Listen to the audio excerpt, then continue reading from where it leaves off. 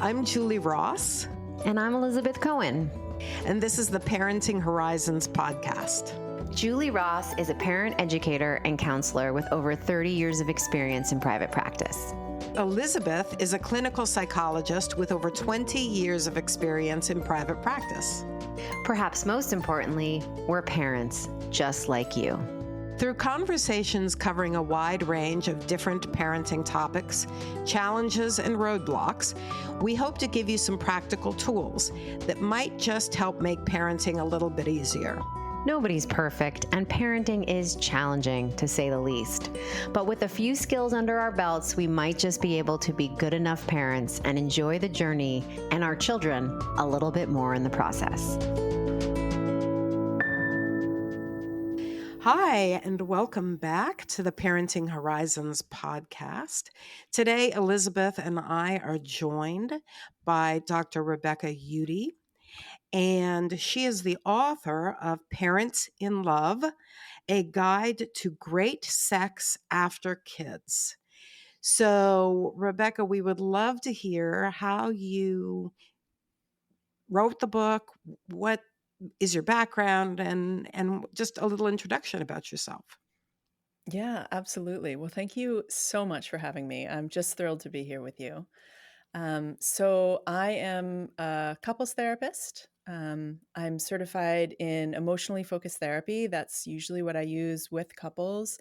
And that's an attachment-based method, which I find to be really effective. And then I also am a certified sex therapist as well. And Wonderful. so essentially what that means is that I'm trained to talk about sex with people. I love Which that. seems like something we should all be able to do, in the therapeutic world, but it's not. Yeah, No. we're not. No, and Yeah. it's hard. I mean, I think sex is one of the hardest things to talk about. Sex and politics and death. Mm-hmm. And money. Mm-hmm.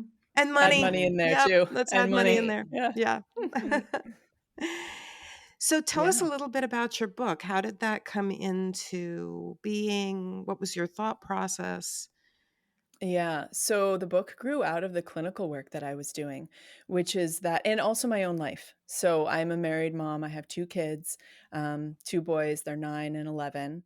And it just, having kids just really fundamentally changes your relationship. And it never really goes back to the way that it was. You have to find your new normal.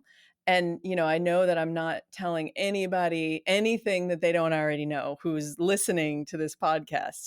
This is like sort of common sense for parents. But the thing that I heard over and over again is this challenge of reconnecting, both emotionally. There's a lot of emotional mental load that ends up causing resentment buildup, but then also sexually. And I think that there's a little bit of a fallacy in the couples therapy world that if you fix the emotional connection, then the physical sexual connection just kind of naturally follows. And that certainly is the case for some couples, but not for everybody. And so it really felt important to address both of these. And, even though the connection is definitely different after kids, it is absolutely possible to have this sort of vibrant connection with your partner. We shouldn't be settling for less than that. Yeah, and I think that it's what you brought up earlier, Rebecca, about how even as therapists, we don't talk about sex or it's uncomfortable. I think such a huge piece and a gift of your book is just talking about it. Just the title, Parents in Love, How to Have Great, using the word great sex after children. I think in my clinical practice, so many people say like, well, that's what happens when you have kids. You just don't have sex anymore. And that I think part of why we think that is because we don't talk about the other option, the other possibility, and you kind of just nod along and that's how it moves. So your book, I think, is shining a light, even just in the title, on the possibility of something different. And I'm curious about how you would handle or how you would respond when someone says, but everybody's like this, or don't I just have to wait till they go to college? Definitely, you Like, should not wait till they go to definitely do not college. wait. Do not wait. Exactly. Yeah, I mean, the thing that you're hitting on is something that it was so that's one of the things that I was noticing again and again. It's sort of the punchline, right? Like, do you never want to have sex again? Get married, have a couple kids, ha ha ha. It's funny for everybody. There's nothing we can do. But the message there is there's nothing we can do about it. You just have to accept it. It's that kind that part of your life is kind of over. Um, and it's just not true. It takes work, but there are things that you can do about it. So when I hear that from people, I think two things. One, I think that it's really normalizing to hear, yeah, we're kind of, desire does take a hit after kids. The chance that there's going to be a difference in desire after kids really increases. And in a Sure. long term, this book it's called Parents in Love, right? It's written for parents, but it could be applicable to anybody in a long-term relationship because the difference in desire is really what causes the pain there. If you have two Hmm. people who have equally low desire or two people who have equally high desire, it doesn't matter how often they're having sex. What matters is how everybody feels about it. And so Mm. I do think that in some ways that message of, oh, this is just how it is, this is just what happens, it's kind of normalizing. It's like we're all in this together. And yet at the same time, we have to take that next step of this is normal. It does happen to, I would say, most couples at some point or another in their relationship, but they don't have to accept that that's just the way that it is. Yeah, I think that's a really great point. And this not accepting it, um, I have so many clients who shudder when I say it's going to be work. Mm, They think, oh no, it wasn't work when we met. We'd come home from the bar at 2 a.m. mhm. So, what do you say to that, Rebecca? Right. I think that's a good I love it. question. Yes. It is a good question. I know. I know. Okay. So I say a few things. One of which is that I think that we have to understand the different types of desire, which I'm sure that we're going to talk more about that spontaneous versus responsive desire. So that's a really important piece of um, knowledge and education around that, especially around responsive desire. But I also really want to myth bust there because I do think in the beginning of relationships, actually, we were putting in a lot of work. We were calling each other on the phone. We were missing each other. We were making reservations and picking out outfits and doing all of the sexy prep, shaving legs and, getting ready so that after the bar at 2 a.m., you've been flirting all night at the bar. When was the last time we spent that much time together flirting? So yeah, no wonder you're ready to jump into bed. You've been working at it for, hours, if not days or weeks at that point. That's so smart. I love that So idea. smart. And so I'm curious, I want to get back to this idea of spontaneous versus responsive desire. But I want to ask first, how much do you think of the lowered libido in people is because of sheer exhaustion? Like how much, getting up in the middle of the night, all of the breastfeeding or bottle feeding that you're doing, and how does that impact sexual desire, and how does the often disparate um, work that goes into that, with, I would say, the woman carrying the burden of all of that and the man not, how does that play into a lowered libido? So, yeah, I mean, sleep deprivation is huge. In the book, I talk about this period of time that I talk to couples about all the time, new parents, and I call it the do no harm period. And so this period lasts from you can start it all the way from, sort of before conception, especially if you're a couple that's struggling to conceive, because that takes a huge impact on your sex life. So depending on what your conception journey is, we can start this way, way, way, way early. But certainly pregnancy, the whole perinatal period, And I extend it up until no longer breast or chest feeding and everybody's sleeping through the night, which, depending on the family and the kid, that can be 2 or 3 years. And if you add another child, so a lot of people end up spacing their kids, they're about 2 or so years apart. And so then, couples can end up in this do no harm period for a long time. And the reason why I think it's important to identify is because if you're not sleeping, yeah, nobody is wanting, if a nap sounds better to you than having sex with your partner, you probably really need a nap. Like that is in Yeah. fact important. Like we need to Yeah. sleep. We need to eat, we need to take care of those basic needs. And in that period of time where the parenting is so intense, it's so all consuming, Mhm. it really can be that this period, nobody is thriving. The best that parents can do during this period of time is really kind of just survive, but it's not always going to be like that. It's a finite period of time, which can certainly feel like it's lasting forever, but it won't. And it is a very special, particular period of time that Mhm. is different than any other time in parenting. So I find it helpful to really just call that out and identify that. So how do parents reignite the spark? How does it Mm, not how does it not become habitual that you fall into bed exhausted and that you're maybe replaying the trauma of the being up all night, and so you're kind of exhausted as part of a trauma mhm. response as opposed to actually physically exhausted. How do people reignite the spark? Well, I think that there's a lot of different ways that that can happen, but it's about connection. And that sometimes takes work. I think people end up feeling really nostalgic for this time that it felt like the connection was effortless.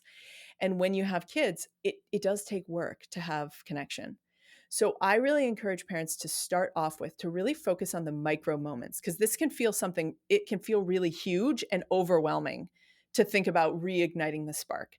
But if you focus on what you can actually do, and a micro moment is like 10 seconds or less. So that's like a good hug. It's that moment where you put down whatever it is that you're doing. You're making breakfast, you're texting, the kids are crazy, and you say hello to your partner when they walk in. Even if that's just to actually make eye contact across the kitchen. Hi. Hi, I'm so happy that you're home. There you are. Maybe you cross and you give them a hug, or you purposely reach out and take their hand when you're walking the dog, or just those little moments of connection, asking a kid to wait before they interrupt your conversation. So that fosters warmth and connection in the relationship. And that's really what the spark is about. And there's a lot of other ways, more involved ways in therapy or ways not in therapy, that couples can do that. But those little micro moments are a place that every single person can start, like today, now. I love It's that. yeah, it's making me think of the word generosity, like bringing generosity to the relationship and grace, that of course are the foundations of sex and Mhm. intimacy. And that I think people very often focus on the act versus the foundation that's going to make you want to have the do the act of sexual intercourse. Yeah, that's exactly right. Because the thing is that, and Julie, you sort of brought this up, and I think this especially happens, you said especially with moms, whoever that default parent is, there can be a lot of resentment of, sort of feeling like you're not being supported, the mental load is really heavy. And I think that what sometimes can happen is that when there's that lack of generosity, what ends up happening is this, and this is going to sound really familiar, right? Someone comes home and they're like, "Oh man, I had a day." And their partner, instead of being like, "Oh, tell me about, really? Oh, that stinks." Like, tell me, and being open and being connected, they say, "Well, I had a day." You had a day? I had a day. And then we get into this thing of like, I'm working hard. No, I'm working hard. And so it's almost like a little bit of a competition. And that really does tend to be fueled by this feeling of resentment. And what that is fueled by is really wanting appreciation. We want to be seen and appreciated by our partners. And so, sort of going back to what you just said, Elizabeth, that, yeah, that fostering that generosity, that warmth, those moments of grace and connection, even when things are really busy, when you do that, it comes back to you. Like that's like money in the relationship bank. And of course, if your relationship, which is so normal, ends up feeling like there's a lot of resentment, and that's kind of like the overriding sentiment in the relationship, which can happen, I mean, it happens to the best of us. But yeah, that's not a sexy feeling. That does not make you want to, jump in the sack with your partner. Right. Well, yeah, for sure. So, so you talk a little bit about the biggest myths about sex and parenthood that keep people stuck. Can you address that? Can you speak to that a little bit? Yeah, absolutely. Well, I think one of the biggest myths that keep people stuck is going back to what I mentioned Hmm. before around the spontaneous and responsive desire. So, one of the things that often happens is that people will come in and they'll say, I don't have any desire. And a lot of times, it is statistically slightly more likely for the man in a heterosexual relationship to be the higher desire partner because they have more testosterone, which fuels spontaneous desire. So spontaneous desire is that feeling, it's like you can think of it like a light switch or maybe like a bolt of lightning where you're just walking along and then you're like, all right, dang, let's do this. Like I'm ready to have sex right now. And so that's what many of us think of as desire. And so when people don't, they say, I never really feel like having sex. But that's just one kind of desire. The other kind, which is very common and more common in women, is responsive desire. And that starts with willingness. So that's why fostering that warmth outside of the bedroom is so important. Because if you're willing to see what happens with your partner, for reasons that you want to feel close to them. Maybe you don't actually feel desire to be sexual necessarily, but you want to be close to them. Then you start with willingness, which is different than obligation, right? That's different than I need to do this to make this person happy. But then once you can start with willingness, responsive desire actually starts after arousal. So physical arousal symptoms like, that you're actually starting to feel physically aroused, then that's when desire kicks in with responsive desire. And so when we sort of are able to complete that cycle where you create the conditions where willingness can happen, then you get into the situation where arousal starts to kick in and then desire happens. Then next time, knowing, okay, I know that this is sort of how it starts for me. I'm more and more willing to get into the situation. So I think that that's really one of the biggest myths about desire that keeps people really stuck. And it's understandable why a higher desire partner would want that spontaneous desire from the partner, that feeling of like, I have to have you right now. It's gratifying, it feels good. But being really honest about whether it is that you want that for your partner or whether you want that for you. Like, what does that do for you as a higher desire partner to feel like your partner wants to rip your clothes off? That maybe is a nice ego boost. It maybe makes you feel really wanted. And why is it so important to feel wanted in that way? Would it be okay if it started with willingness? Would it be okay if you started in a different place but got to the same endpoint? Yeah, I think that makes sense.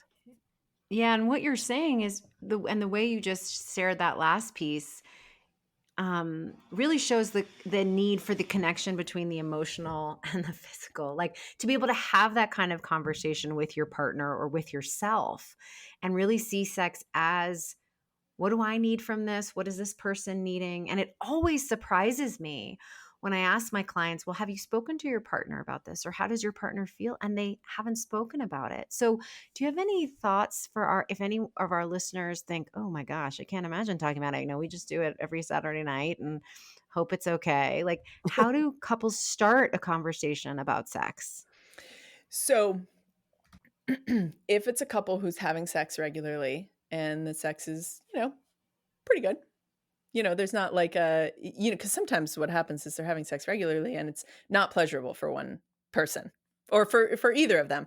That's sort of a different conversation.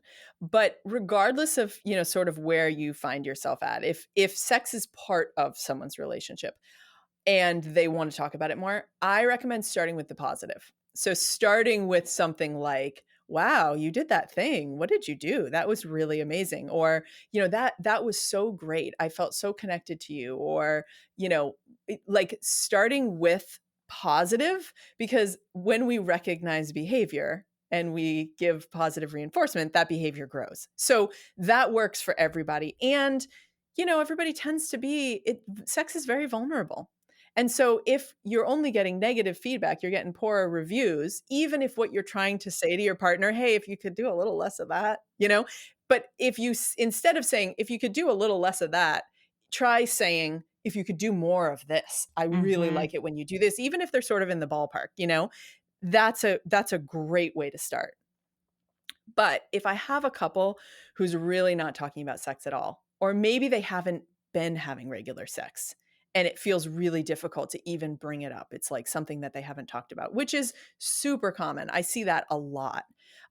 Similar to you, Elizabeth, where people just, it kind of like falls off and then they don't really talk about it. And then then it starts to feel awkward. And then it feels weird that it's awkward because you're like married and it shouldn't be awkward and what's wrong here, and all of that, it sort of snowballs. Um Certainly getting help from a professional to talk about it can be really, really helpful.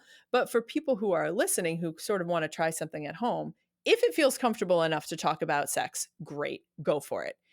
If it doesn't, if you can't imagine doing that, sometimes expressing needs outside the bedroom can be a really good place to start. And oftentimes, this is where I start with the lower desire partner who really has no idea what they want in the bedroom.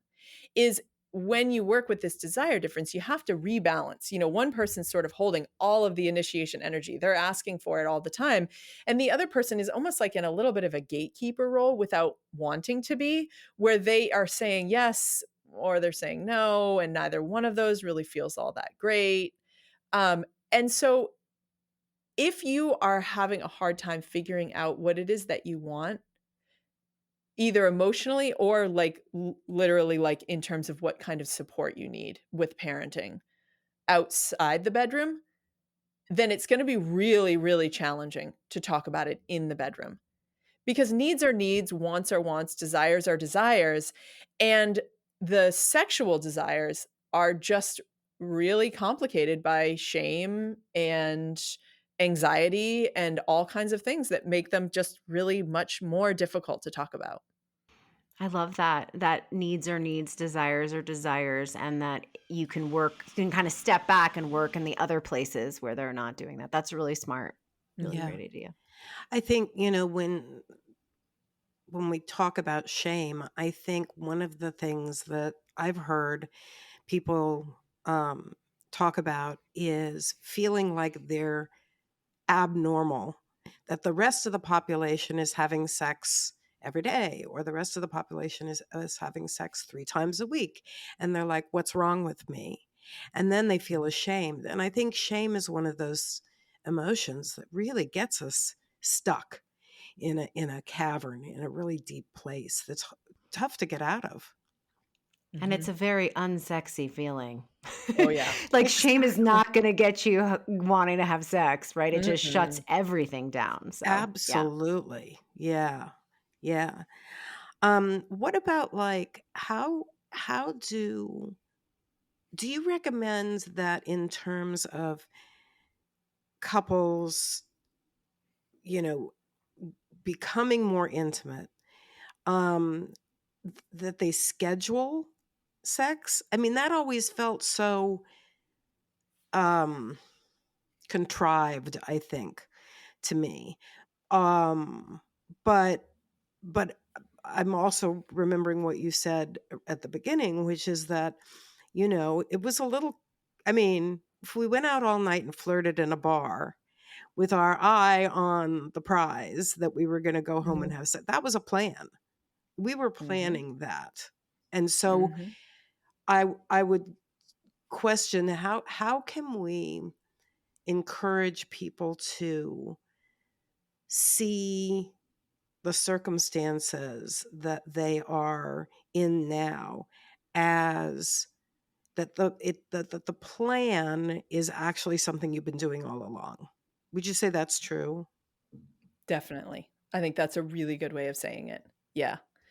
The idea of scheduling sex does feel sort of I do think that a lot of people end up feeling like it's kind of unromantic or something. You know, they really long for this spontaneity that it felt like they used to have. Um, and I do question how much it really was spontaneous back in the day, even in the days that we think, "Oh, it was so spontaneous." Right. I think that's such a good point. Also about the work. I mean, I think that it's a misconception, and I think a lot of this is from culture and TV and movies, that it just happens. Like, I mean, I always remember a class I took where they showed us the original Cinderella. Like, she doesn't even speak to the prince. Like, Hmm. they just lock eyes, and then it's like, fantastic. Like, there's no speaking, right? And so this idea that we're two people coming together, that relationships are work, that sex is work, like that. And maybe we need to find a different, word, because it's not, like you're not getting paid for it necessarily, but it's just this idea of, oh, that's not how it's supposed to be. And I think that it's a way that a lot of people hide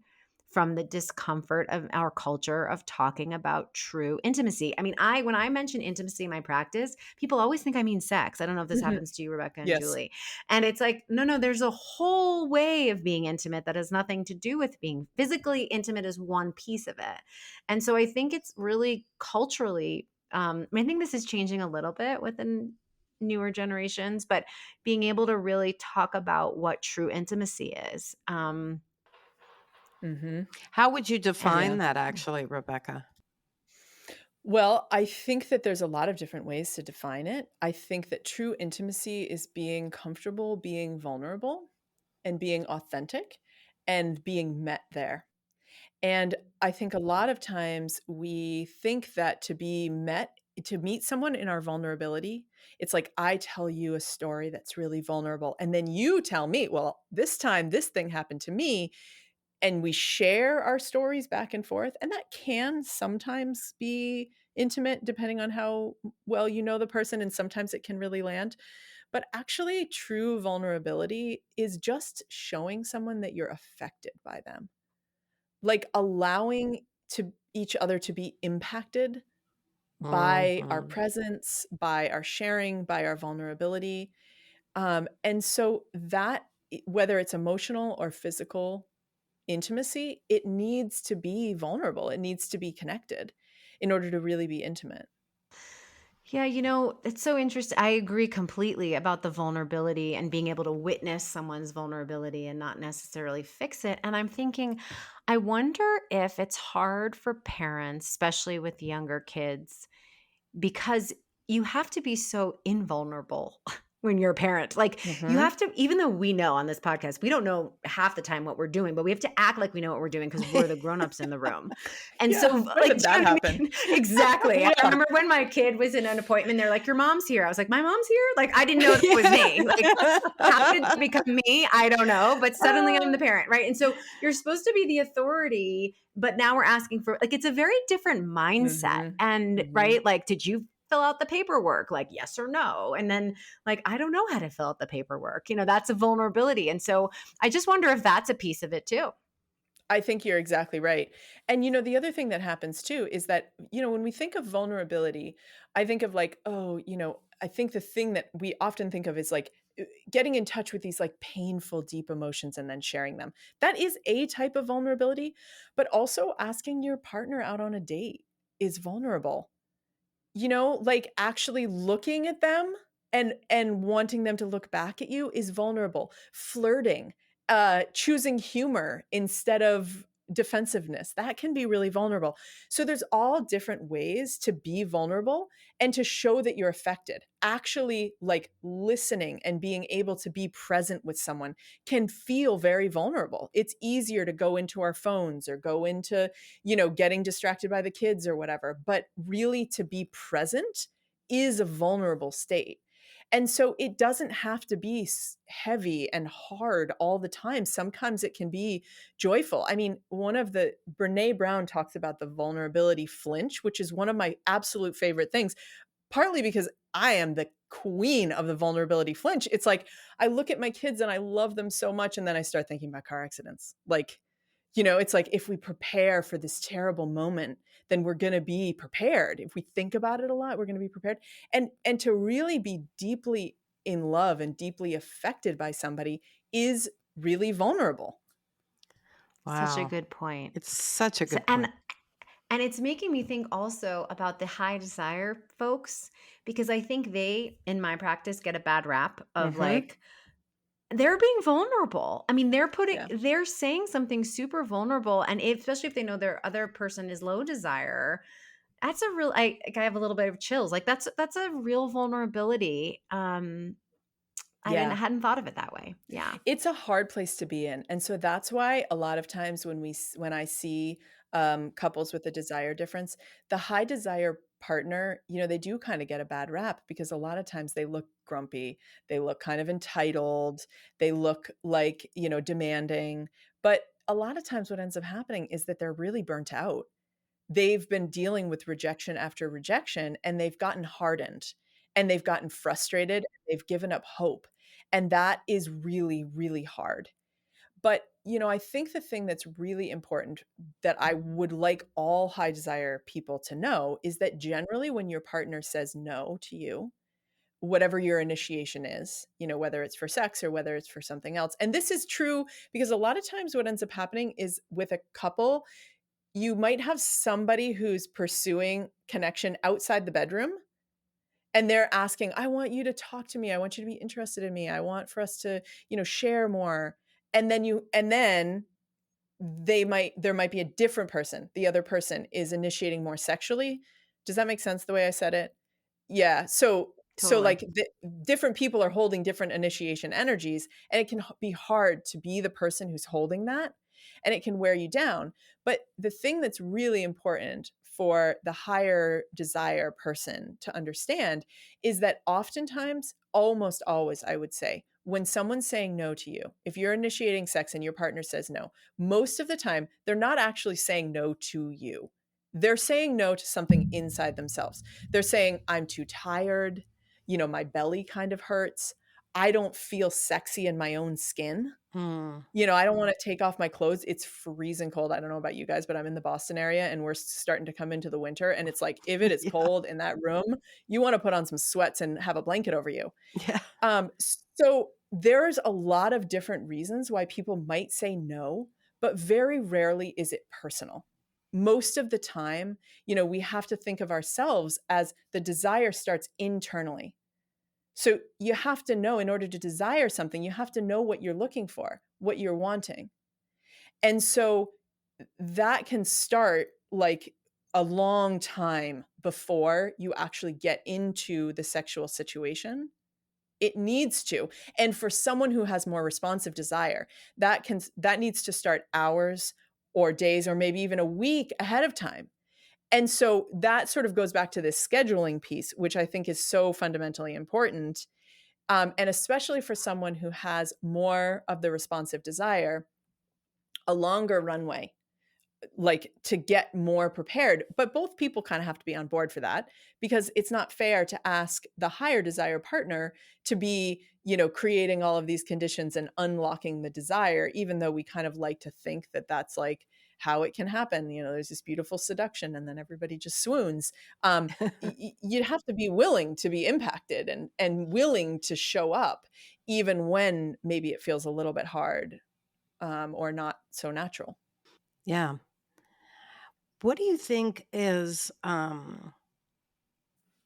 I mean, it seems to me that what you're saying, Rebecca, is something that we talk about all the time on this podcast, which is that one of the key components to relationship in general is being able to listen. And that's listening without interrupting, that's listening without feeling offended. It really is that place of vulnerability that you talk about in the Brene Brown talks about. And I know Elizabeth and I are both big fans of Brene Brown's. Uh, and it's about, so it's really about seeking to understand what's going on. If the other person, either way, if it's the high desire person who's seeking it or the low desire person who's pushing away, I think it comes down to the question of, tell me more. You know, tell me more. I want to listen to what's going on inside of you. Mm. And I think it's a combination, Julie, of that and the other thing we talk about on the podcast all the time, which Rebecca, you've brought up, which is looking inside yourself. Is Yeah. this ego driven? Is this control driven? The combination of listening to your partner and listening internally. I mean, I've Yes. heard the intimacy be it described as into me, I see, right? So also Mhm. Oh, having I like intimacy that. with yourself. And so, we can't really listen fully unless we know ourselves. And so I think that's the combination of what we talk about all the time here. And it's so interesting to think, here I thought, or, I still have the idea we're talking about sex, but we're talking about the same thing. We're talking about the Mhm. Yeah. same thing about relationships and how to be with yourself and with another person. So thanks for Yeah. that help. I Yeah. think also one of the things that to me, and this is something in general, whether we're talking about intimacy or sex or relationships, that we have to be careful to not make up stories in our head, that we have to understand what the story is that we're making up, because generally speaking, it's usually a negative story. And generally speaking, it's usually untrue. So, and I remember um, in one of Brene Brown's books, she describes, a situation where she's swimming with her husband in a lake, and she's all chatty, and he's not really communicative. And so the story she made up in her head was that she looked terrible in this new bathing suit that she had bought. And it turned out it was not that she asked, and he said, "No, I just had a really bad nightmare last night." And he talked about that. So I think certainly my husband and I have been married for 44 years. And so, we've worked through a lot of stories that we make up in our heads. It remains to me to be the biggest barrier, even though we've worked through it, the biggest barrier to intimacy, the biggest barrier to relationship. We have to get out of our heads about it. Yeah, I agree. Agreed. And share with the other person. There goes back to the vulnerability. Hey, I Hmm. have this story in my head. I do that a lot with my husband. This is what I'm thinking. No idea. And then it's usually a completely different story. And I think, Rebecca, I think there's such an expectation of like, let's just get back to sex. Or a lot of times people are like, I'm just going to see a sex therapist, as if there's like 4 tools or whatever to get back. And what we're talking about so much here is it's so much deeper than just the physical sex. And so you mentioned that something interesting in the beginning I wanted to ask you about, that people think that with what we've been talking about, that emotional intimacy will lead to better sex. But you said that's not always the case. Can you talk a little bit more about that? Yeah, definitely. I do think, and I'm not sure if this is like a cop out that therapists tell themselves to avoid talking about sex, because we really and truly are not trained unless you seek out 100%. separate training. Like, Not at I mean, all. I don't know about you, but I think, maybe like one like I didn't developmental have one sexuality, class, not it might one have been like class. an elective or something. Yeah. And so we're not competent. We don't know really how to talk about it. And all of us have our own messages and shame and feeling like we're going to say the wrong thing, and it just, and feeling like you're not competent talking about it makes it feel scary to talk about it, because you don't want to do it wrong, you don't want to do damage. So I don't know if this is like something that we like to tell ourselves, or if it's, I don't know where it comes from, but sometimes that is the case.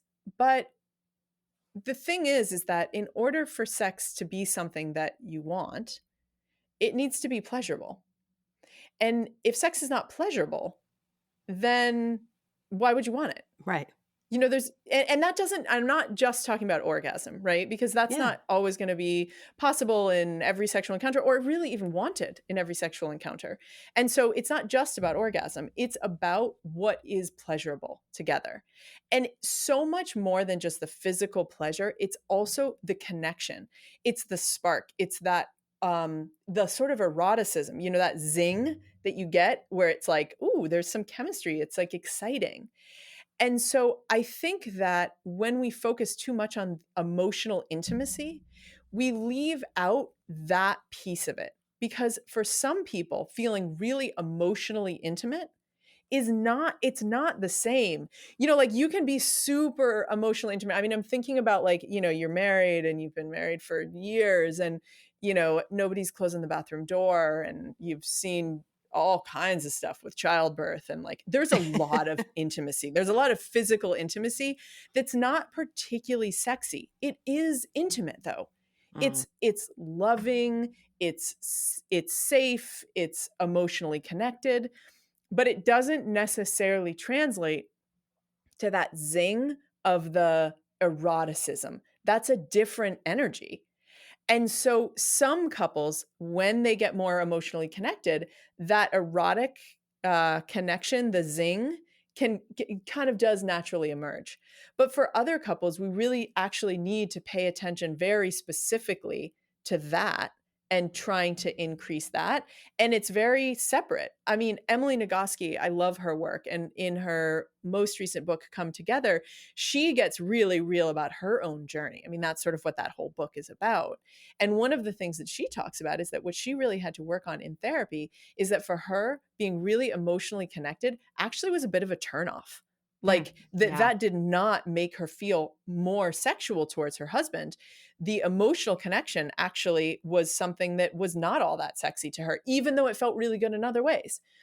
And that was just her experience. But something like that is, perfectly common. So we can't assume that those two things go hand in hand.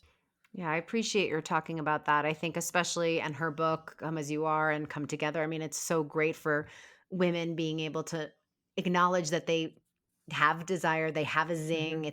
And I think it's a really, really great point. And I think that there can be this default as therapists. And I think in our culture that that's just what you need. But no, I mean, we need Mhm. excitement and zing too.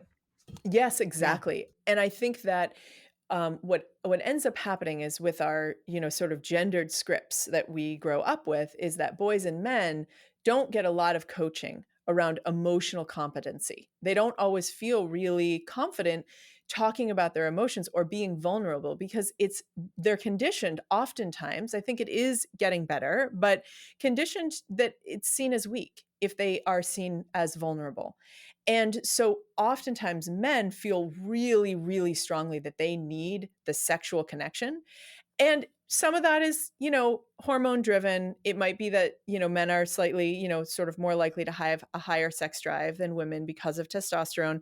But, that is true, but it's not that true. It's perfectly normal and very common for the female partner to be the higher desire partner in a relationship. But it's that connection. So a lot of times men who really feel like they need sex, I hear men talk a lot about the higher desire partner, talking about my needs are not being met in this relationship. My sexual needs, I have needs, they're not being met. And I genuinely think that that is really the experience of the intimacy needs being only having the language to ask for that through sex. And I think that a lot of times for women, it may be flipped, that there are our gendered cultural scripts are around asking for emotional needs, that actually asking for desire, expressing sexual desire, wanting something for yourself, claiming your own desire and your own pleasure is something that actually maybe is frowned upon in a different way.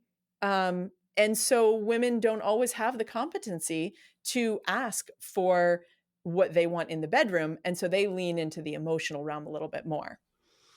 Yeah. I also wonder if and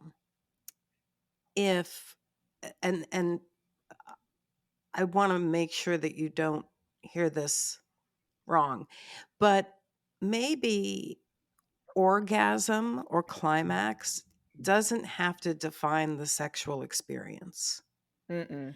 right? Because I think a lot of people get hung up on, well, I didn't have an orgasm, so, that wasn't worth it, kind of thing. Mm-hmm. But Mm-hmm. I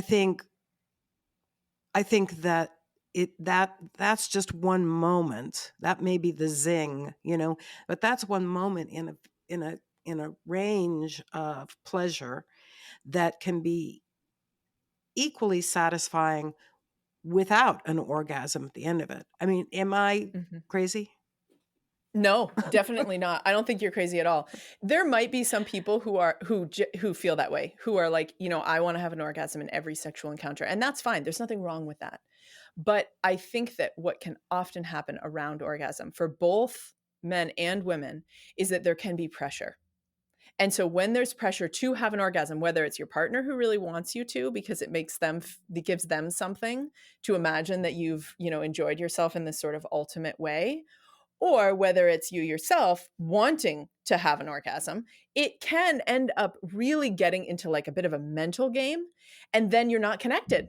You're thinking, will I, won't I? Is it going to happen? Is it not going to happen? And so being able to have pleasure in any number of different ways. I mean, listen, an orgasm feels great. And I do think that if orgasm is never possible, then for most people that I've worked with, that makes sex less pleasurable.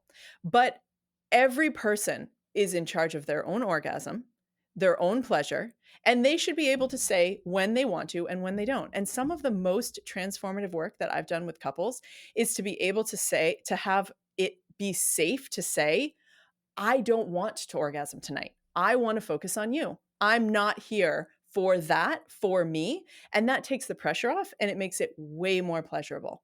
And that is something that can actually be hard for the partner to hear, that they really are measuring somehow their enjoyment. It's like inviting someone to the party. You're saying like, hey, come to my party, but you got to show up and you got to have a great time.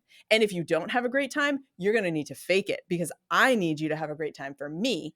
And that's Right. pressure, and pressure kills desire. I think So that's so I well said. think one of the pieces here that I think is really important, that's kind of also like goes into this myth busting that you asked about in the beginning of the episode, is actually how we're defining sex.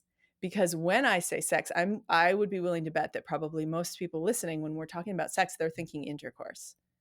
And if it's a heterosexual couple, they're probably thinking penis and vagina intercourse. And that is necessary for, well, honestly, no, I was going to say it's necessary for reproduction, but it's not even necessary for reproduction. But it is Right. what we might consider to be reproductive sex.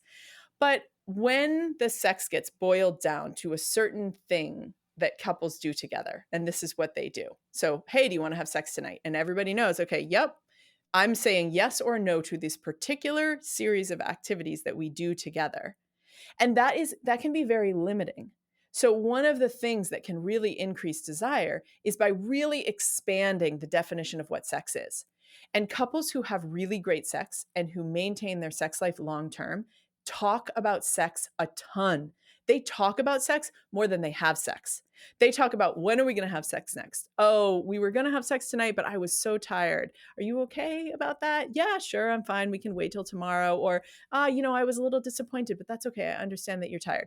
Wow, that thing that you did, that was so great that last time. They share their sexuality with each other in many, many, many different ways, other than just the particular things that they do together. And to be honest, like, I think that in the beginning of a relationship, one of the things that fuels desire is, one of the things that's even hotter than having sex is not having sex. Like those times Yes. where it's like before, if we can think way back when, before we had sex with our partners, and you're like building up to it and you're like making out and you're exploring each other. And it's like, all of that builds that erotic charge together. And so what I like couples to get really interested in together is how they can bring some of that energy back. And it doesn't have to be all the time, and it doesn't have to be every time. And the sort of tried and true, there's nothing wrong with that. A lot of times people settle on that because it's mutually pleasurable and it's efficient and it feels good. And there's nothing wrong with that. But being also expansive about what that could mean, I think helps the lower desire partner oftentimes to even get to a place of willingness. If what they're saying yes to is the full, kit and caboodle of intercourse and the whole thing, then that can sometimes feel like pressure. But if they can say maybe to, yeah, maybe, okay, why don't you rub my back for a little bit? And then if that's it, if then they decide to say that's enough for tonight, that's okay, then that builds desire. And we can put that in sex. Like just it can all be sex.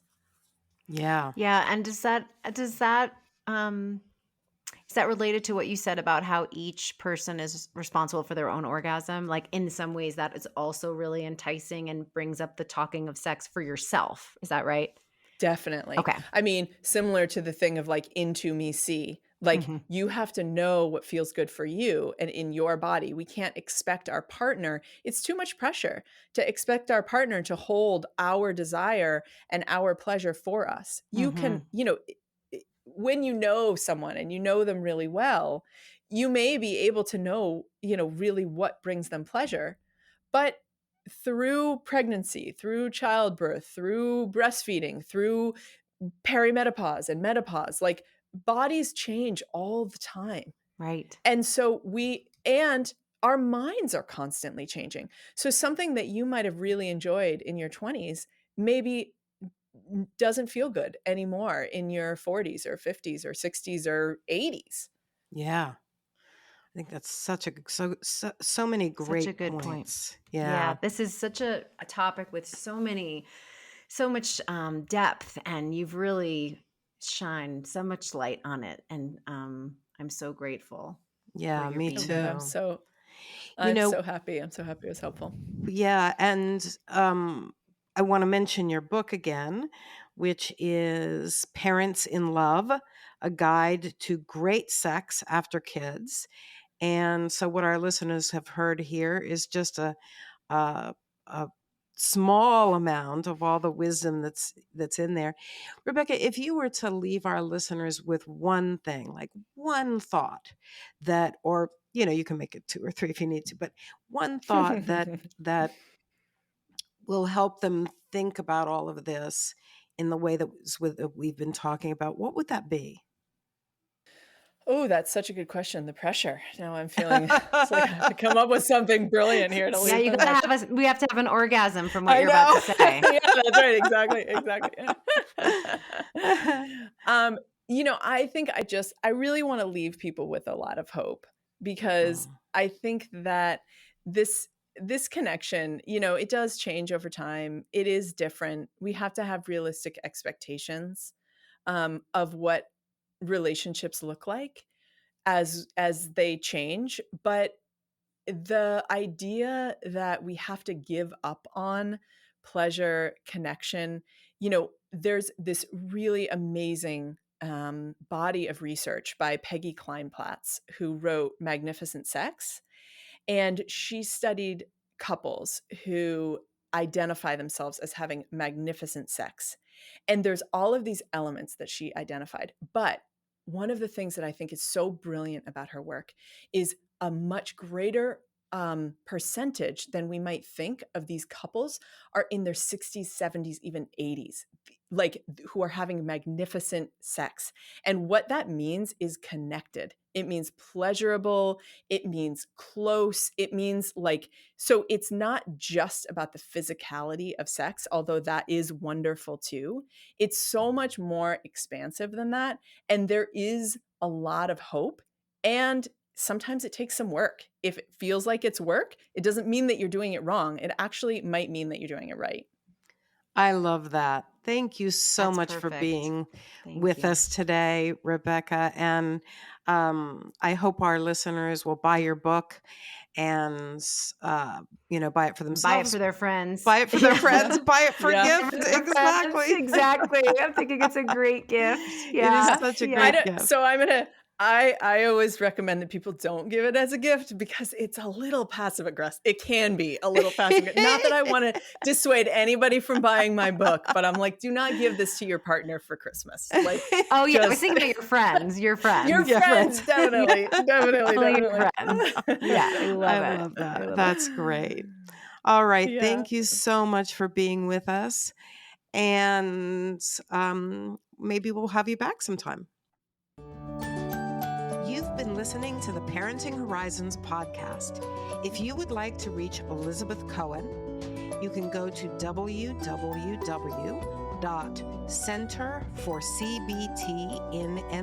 www.centerforcbtinnyc.com. And if you'd like to reach Julie Ross, please go to www.parentinghorizons.com.